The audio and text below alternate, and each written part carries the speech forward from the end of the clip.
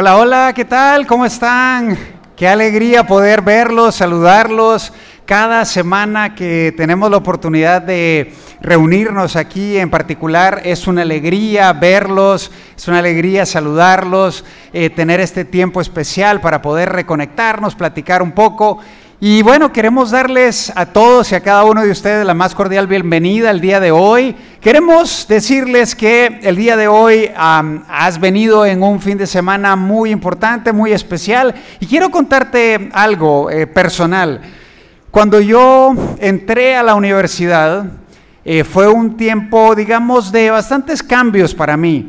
Y digamos que por mi personalidad, que por antecedentes o circunstancias que yo estaba atravesando, fue un momento en el cual me vi confrontado con depresión. Yo creo que no una depresión demasiado profunda, pero sí habían momentos en los que yo me sentía deprimido, me sentía como sin propósito, me sentía un tanto solo, me sentía como sin rumbo exactamente. Y les voy a decir que no es nada divertido, la verdad, cuando uno atraviesa ese tipo de situaciones. Y recuerdo que en esos primeros años de la universidad, quizás en el primer año, fue cuando yo verdaderamente vine y conocí de Dios. Lo conocí a Él como mi Salvador personal. Y a partir de ese momento, de verdad que mi vida tomó un giro de 180 grados.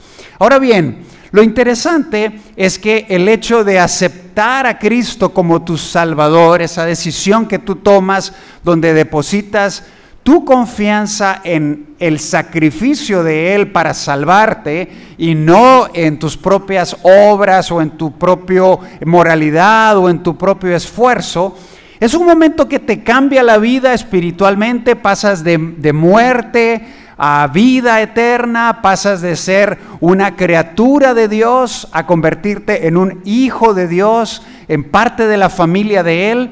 Sin embargo, eso no significa que automáticamente los problemas desaparecen. ¿Les ha pasado? Eso no significa necesariamente que las áreas con las que tú estabas lidiando previamente desaparecen mágicamente. No significa que aquellas áreas o hábitos que de alguna forma te limitaban, te topaban, te impedían salir adelante, desaparecen mágicamente.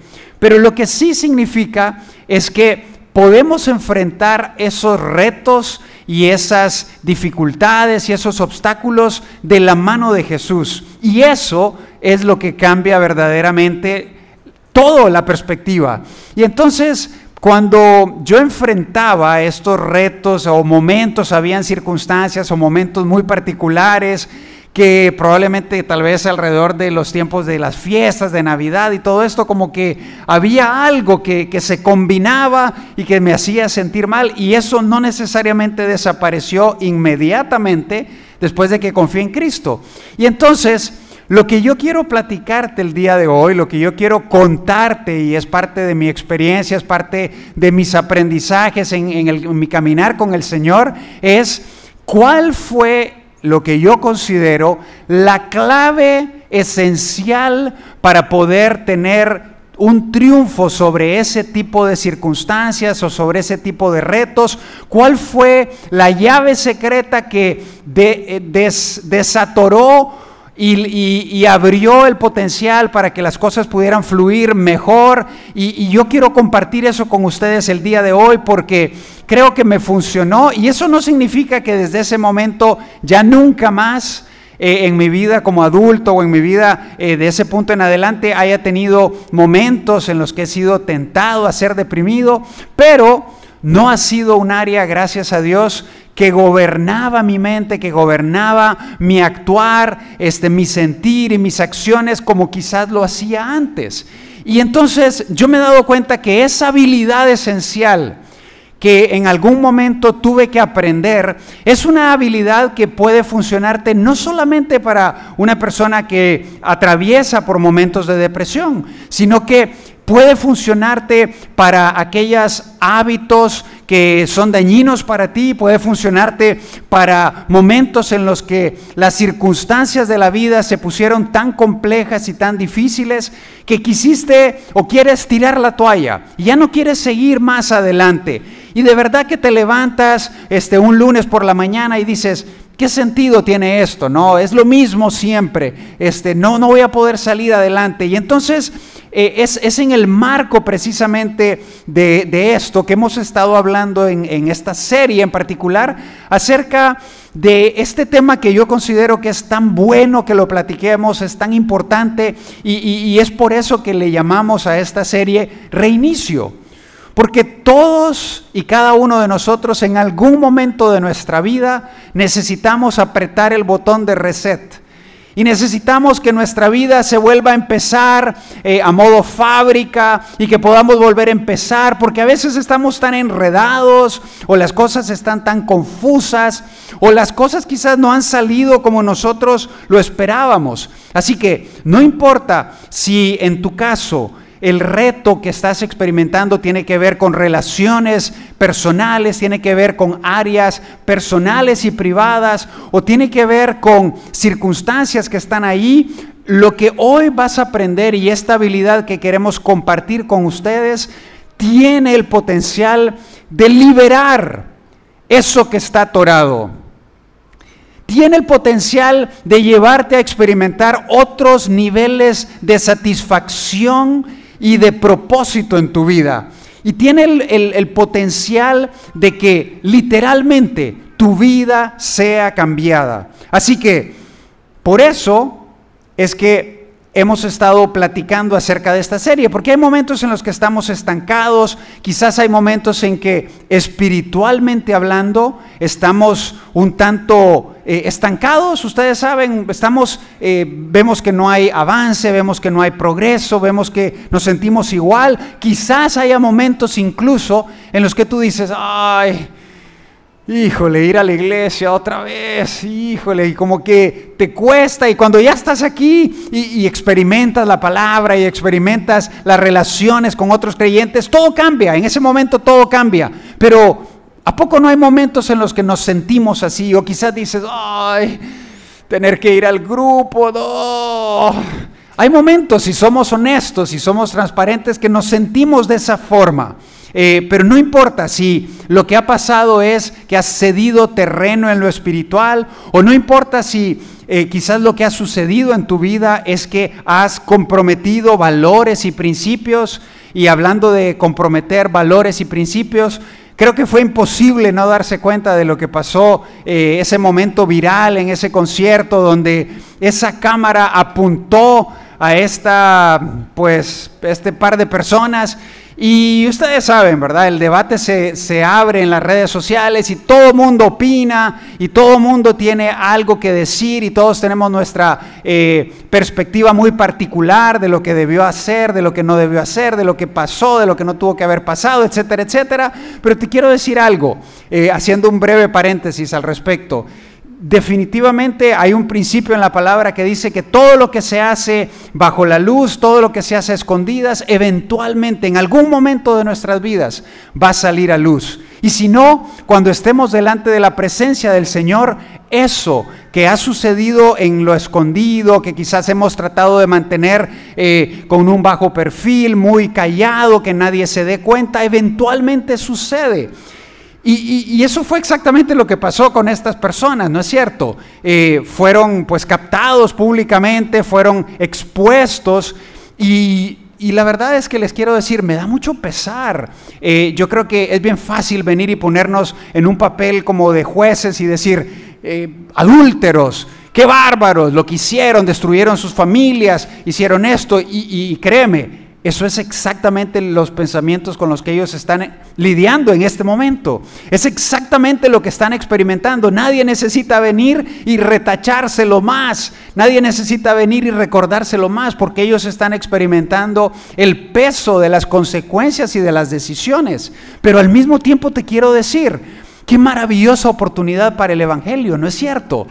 ¿No crees tú que este es el momento ideal donde venimos y somos confrontados con la realidad de que nos hemos quedado cortos, que hemos lastimado a otras personas, que hemos fallado el estándar de Dios perfecto para el matrimonio o para la integridad en las finanzas o para cualquier área que suceda? Es una maravillosa oportunidad para el Evangelio y esas personas hoy están probablemente más cerca. Esperemos y oremos para que puedan reconocer que Cristo en la cruz perdona todos sus pecados.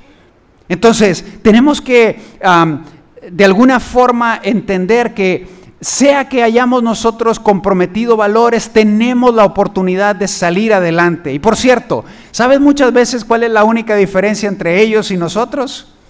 Que la cámara los pescó a ellos. Pero muchas veces, imagínate si en nuestra vida personal tuviéramos una cámara que mostrara aquí, híjole, cómo reaccionaste cuando ibas ahí en Gonzalitos y se te metieron, y cómo reaccionaste cuando la persona que tenía que hacer algo no lo hizo, etcétera, etcétera. Yo creo que todos podemos identificarnos con eso. Entonces la pregunta del día de hoy y la pregunta esencial que nos hacemos es: ¿cómo tú y yo podemos levantarnos de los momentos en los que netamente hemos fallado, nos hemos equivocado, hemos cometido errores, hemos dañado personas, o quizás estamos en la lona porque de verdad que las circunstancias de la vida nos han golpeado fuerte? Estamos en una etapa de la vida en la cual hemos experimentado muchas veces el dolor de ver a personas amadas y queridas tomar decisiones que sabemos que son decisiones que comprometen el propósito de Dios para sus vidas. Entonces, ¿cómo podemos levantarnos? ¿Y cuál es esa habilidad esencial que tú y yo debemos aprender en nuestra vida? Bueno, quiero empezar en primer lugar diciendo lo que no te levanta. Y yo sé que algunas de estas cosas, aunque no son necesarias o inherentemente malas o pecaminosas, pero de verdad no necesariamente tienen el poder para levantarte y para transformar tu vida. Te quiero dar algunos ejemplos. ¿Qué pasa cuando nos topamos con frases motivacionales? ¿No es cierto? Adelante, cree en ti. Algunos de nosotros hemos escuchado eso, algunos de nosotros nos han dicho eso: cree en ti, tú puedes, adelante, tú tienes el poder, tú tienes la capacidad, eres una loba, adelante, tú puedes. Creo que hay muchísimos pedacitos de sabiduría que te pueden animar, te pueden alentar en cierto momento, pero de verdad el problema con las frases motivacionales es que son cambios cosméticos, son cambios de afuera hacia el público, pero no necesariamente son cambios internos, no necesariamente transforman quien tú eres verdaderamente. O déjame darte otro ejemplo, cuando acudimos a la terapia o al coaching, de nuevo, no quiere decir que ir a la terapia o ir al coaching es malo o es pecaminoso, pero quizás los cambios que vas a obtener son cambios en lo emocional, quizás algunos cambios en lo conductual, pero no pueden ser cambios espirituales profundos de adentro hacia afuera, porque solamente el Espíritu Santo es el que es capaz de transformar una persona de adentro hacia afuera. O quizás otro elemento que no te levanta y no te transforma es pasarla bien, ¿no es cierto? Todos queremos pasarla bien, todos queremos viajar, disfrutar, conocer, relajarnos, todos queremos ir a las fiestas, conocer nuevas personas, y esa búsqueda del placer, esa búsqueda de la satisfacción temporal o momentánea, puede darte momentos de alegría, puede darte momentos de tranquilidad y de paz, pero no será capaz de realmente sustentar los momentos más difíciles de tu existencia. O hoy en día, la verdad, esta semana estuve en Ciudad de México y a mí me impresiona la verdad lo diferente que es Ciudad de México y Monterrey. Es una mentalidad diferente, es una apertura diferente a muchas cosas. Y yo vi plagado por donde yo iba cuestiones de prácticas espirituales alternativas. Oye, vente, vamos a meditar. Y esa meditación sin Dios, pues quiere ayudarte a encontrar la paz en ti.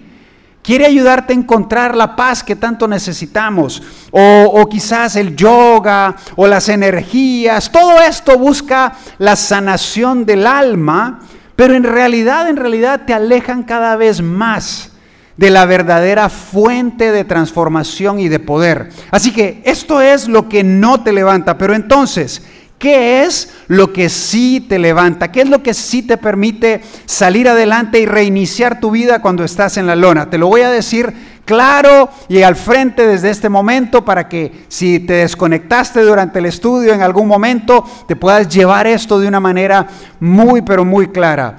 Cultivar una relación íntima con Dios es la meta espiritual número 1 de todo hijo de Dios. Toda persona que se considera un hijo de Dios, que se considera un seguidor de Jesucristo, tiene una meta espiritual número 1 y la más importante: de cultivar una relación ferviente, creciente, cercana, no perfecta, pero sí cercana con el Creador de los cielos, de los mares, de la tierra y de todo lo que hay en ellos. Y en ese sentido, voy a tratar de ser incluso más específico en cuál fue esa habilidad esencial que yo tuve que aprender cuando yo estaba en la universidad. Y es la siguiente: permanecer en la palabra es la habilidad más importante que debes desarrollar en tu caminar como creyente. Cultivar nuestra relación con Dios tiene muchas facetas, y una de las facetas más importantes es permanecer en la palabra de Dios. Y yo les quiero decir, cuando en esos momentos yo tenía un fin de semana o un momento donde los pensamientos se iban, se descontrolaban, yo me sentía solo, yo me sentía sin propósito, te quiero decir, lo que me ayudó en esos momentos es en mis muy poca experiencia que yo tenía leyendo la Biblia, en mi muy poco cancheo, digamos, de poder ir y escuchar a Dios a través de su palabra, era abrir la Biblia y decir: Señor, ¿qué es lo que tú tienes que decirme a mí?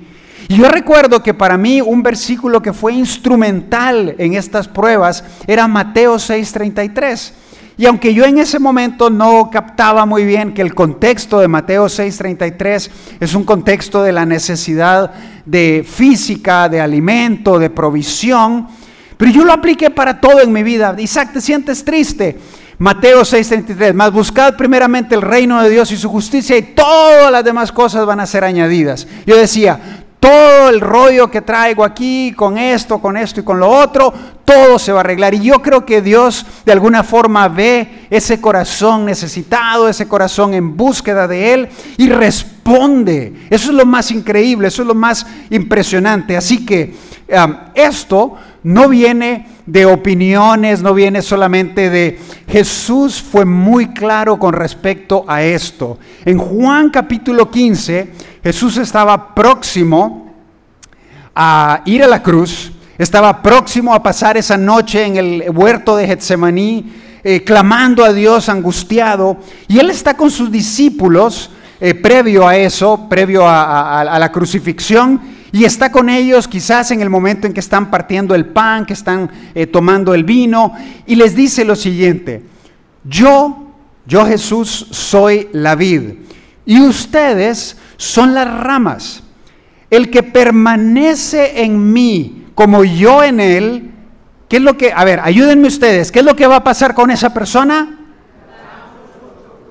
Dará mucho fruto. Esto te habla de productividad, esto te habla de fruto espiritual, esto te habla de algo que tú estás contribuyendo, haciendo, moviendo, etcétera, etcétera. Y dice además: separados de mí no pueden ustedes hacer nada.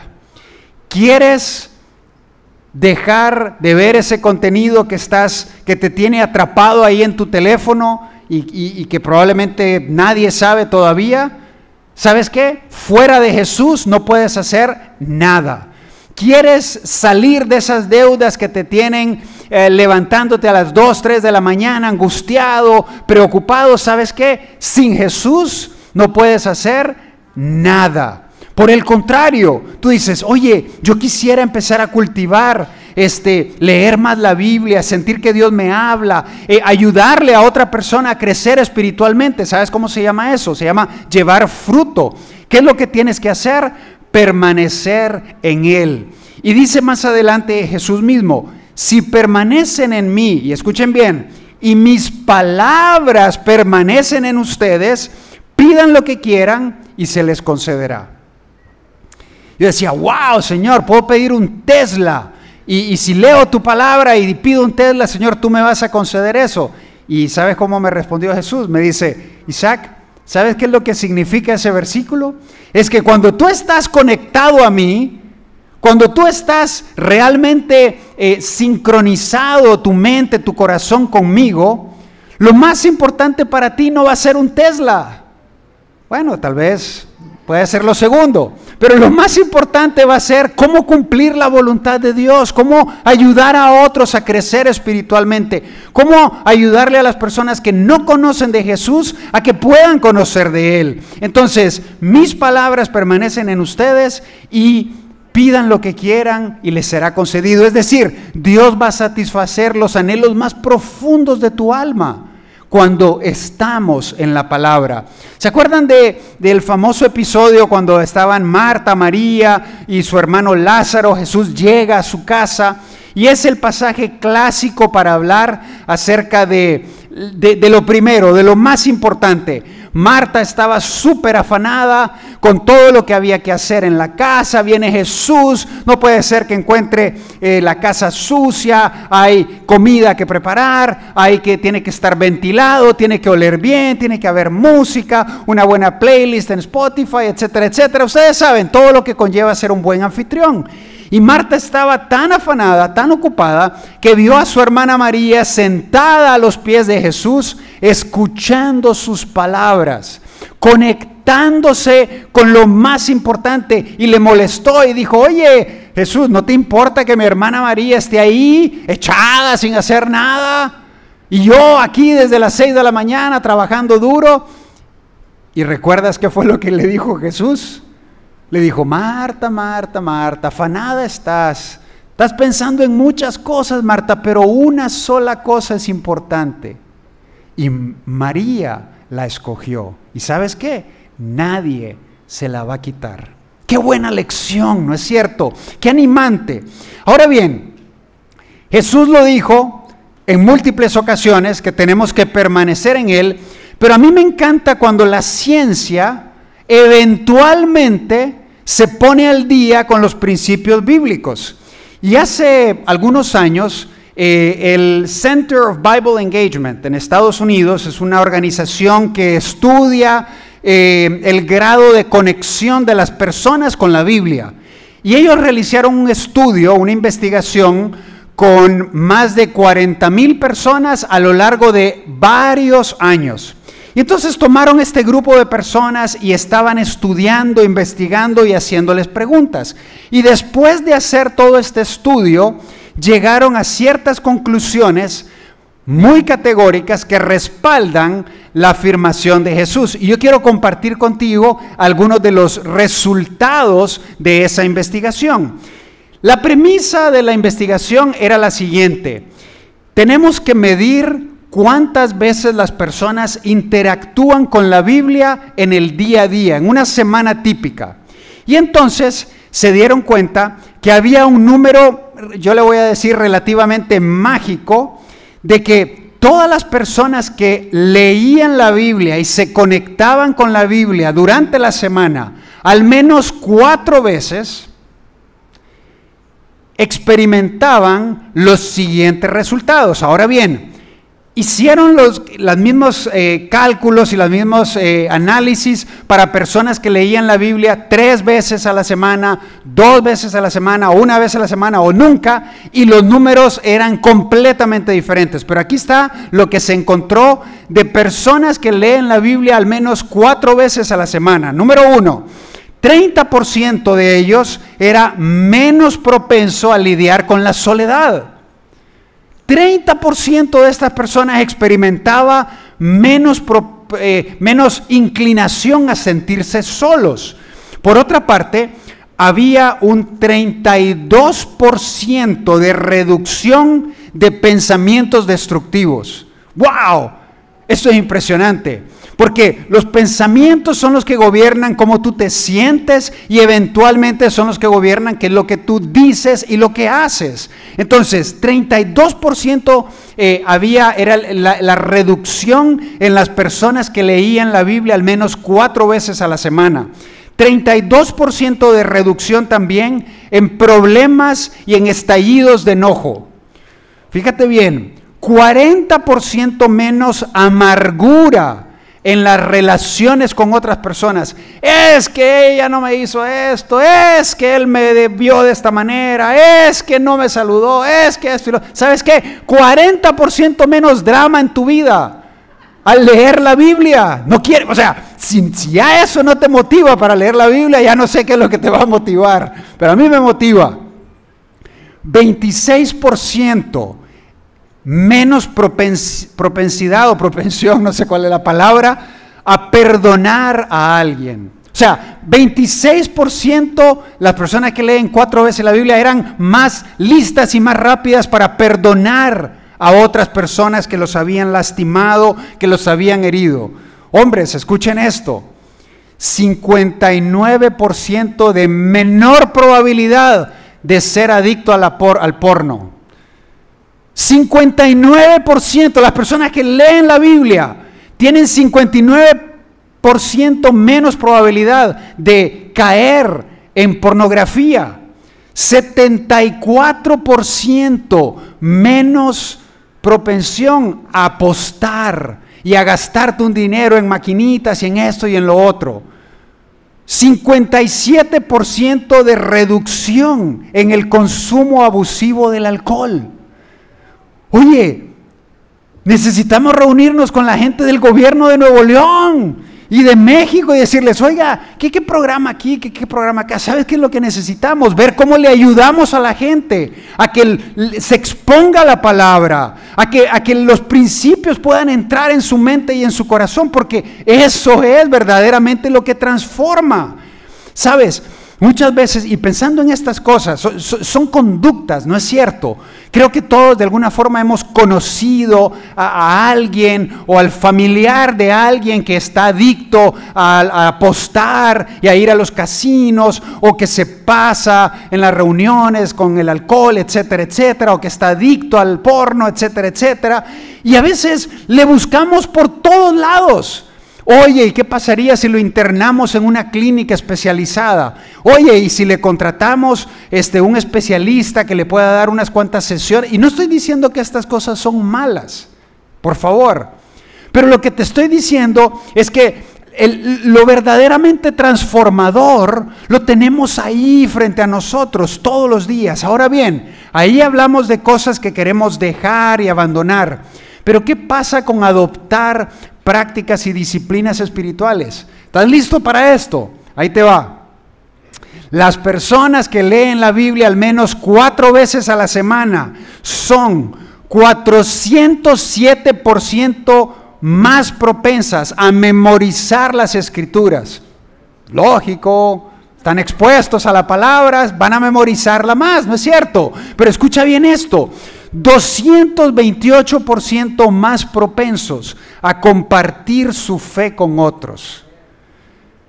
Necesitamos conectarnos, permanecer. Permanecer significa no irse, no abandonar, no desistir. ¿Saben cuál es la palabra que Jesús usó cuando dijo permanezcan en mí y que mis palabras permanezcan en ustedes?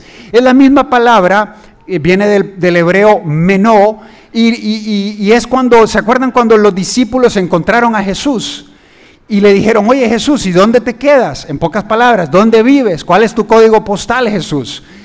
Y él le dijo: el Hijo del Hombre no tiene dónde reposar la cabeza. Y dicen las Escrituras que ellos se quedaron con ellos, permanecieron con Jesús, menó con Jesús. En pocas palabras, decidieron quedarse ahí a pesar de que Jesús no tenía dónde vivir, no tenía una casa grande, con alberca, con alguien que le lavara los pies. Decidieron quedarse allí. Entonces, tú y yo necesitamos permanecer en la palabra de Dios.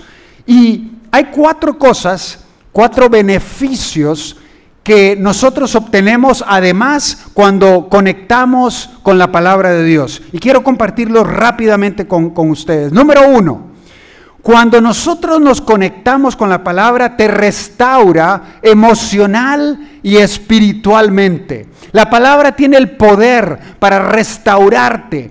Salmo 119, 25, no se sabe quién escribió exactamente el Salmo 119, por cierto, es el capítulo más largo de toda la Biblia. Es larguísimo, es un poema muy grande. Y en ese poema, el salmista, que pudo haber sido David, que pudo haber sido Esdras, ambos personas comprometidas con la palabra de Dios, dijeron lo siguiente: estoy tirado en el polvo. ¿Puedes identificarte con eso?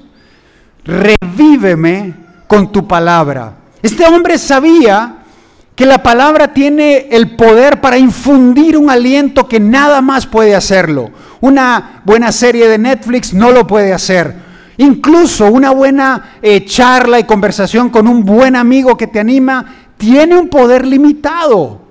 Pero la palabra de Dios tiene el poder para revivir aquello que se ha muerto. Y hoy quizás tú estás aquí y te sientes en un modo stand-by. Voy a dejar que todo pase, no me voy a complicar, voy a hacer...